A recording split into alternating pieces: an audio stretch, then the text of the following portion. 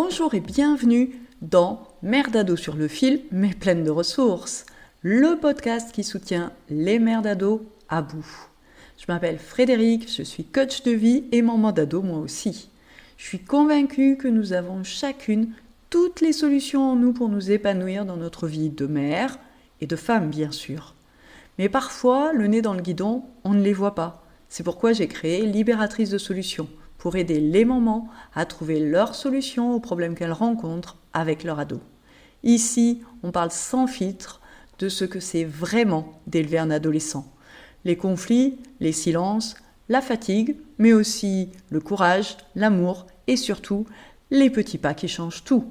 Ce podcast, c'est ta bulle de soutien, ton espace pour souffler et réfléchir, pour repartir avec des clés concrètes pour retrouver confiance, lien et équilibre. Alors, prête à embarquer avec moi ?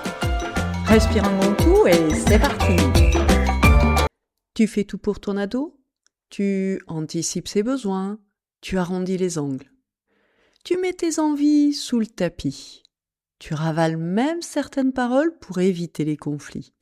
Et parfois, tu acceptes des comportements qui heurtent profondément tes valeurs. Et tout ça dans un seul but, garder le lien. Être aimé, être cette bonne mère dont ton ado a tant besoin pour traverser cette période compliquée qu'est l'adolescence.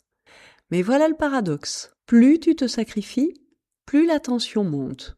Plus tu donnes, plus ton ado semble agressif, distant, voire ingrat. Et à force, tu t'épuises. Et force est de constater que même si tu donnes encore plus en espérant retrouver enfin un peu de douceur, ça ne marche pas. Aujourd'hui, on va parler d'un piège extrêmement fréquent chez les mamans d'ados, un piège invisible, celui du sacrifice. On va voir pourquoi s'oublier finit souvent par détériorer la relation, pourquoi ton ado ne voit même pas tous les efforts que tu fais, et comment retrouver une posture beaucoup plus apaisante, celle du phare, pour devenir une mère stable, solide, qui éclaire sans s'épuiser à porter tout le monde. Et si tu te reconnais là-dedans, je veux déjà te dire une chose, c'est extrêmement humain.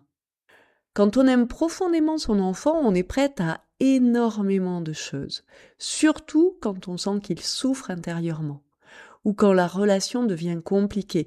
Alors on compense, on s'adapte, on se tait, on donne de plus en plus, parce qu'au fond, il y a souvent une peur, celle de perdre le lien, celle de perdre son amour. Et beaucoup de mamans finissent par croire ceci: si je suis suffisamment gentille, disponible, compréhensive, alors forcément, notre relation ne peut qu'aller mieux. Mais ce qu'on ne leur dit jamais, c'est que cette posture crée souvent exactement le contraire. Quand on se sacrifie par amour, on crée bien souvent, sans le vouloir, ce que j'appelle une dette invisible. Parce que inconsciemment, quand tu fais un effort immense, comme renoncer à ton repos, accepter un manque de respect, dire oui alors que tu voudrais tellement dire non, une partie de toi attend quelque chose en retour. Que ton ado soit plus gentil, soit reconnaissant, respectueux, qu'il se rende compte enfin de tout ce que tu fais pour lui. Et le gros problème, c'est que ton ado n'a jamais signé ce contrat invisible. Et lui, il ne voit pas tout ce que tu portes intérieurement. Alors, quand il continue d'être maladroit ou égoïste, voire provocateur, la facture émotionnelle est insupportable. Tu lui en veux d'être ingrat et tu t'en veux de t'être oublié. Et là, quelque chose de très douloureux apparaît, le ressentiment.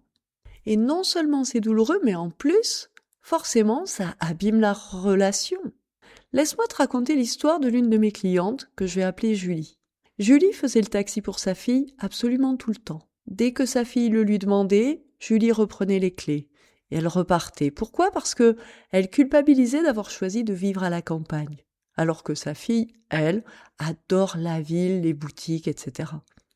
Alors, elle voulait compenser, prouver qu'elle était une bonne mère. Le problème, c'est qu'elle était déjà épuisée.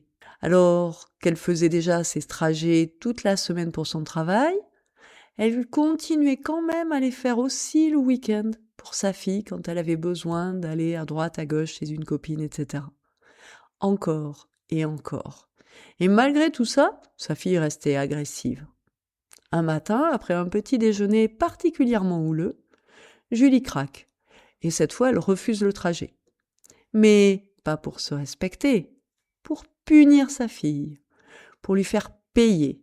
Et d'ailleurs, elle finit par lui dire « Après tout ce que je fais pour toi, voilà comment tu me traites, ne compte plus sur moi. » Résultat, tu t'en doutes, une explosion monumentale. Elle en a pris plein la tête, le ton est monté, la rupture du lien tant redoutée semblait totale. Et forcément derrière, elle s'en est voulu. Et c'est là qu'elle a décidé de prendre rendez-vous avec moi. En coaching, Julie a compris quelque chose de fondamental. Son nom était chargé de rancœur. Elle posait pas une limite saine. Elle présentait une facture émotionnelle. Et forcément, sa fille ne l'a pas supportée. Alors Julie a changé sa posture. Elle a cessé d'être une mère sacrifice pour devenir un phare. Elle a posé une règle claire, calme, stable.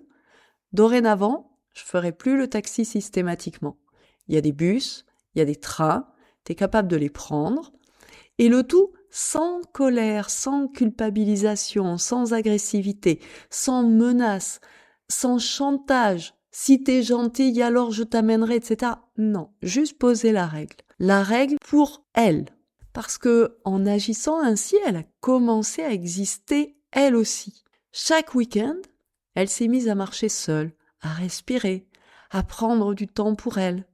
Et là, quelque chose a changé.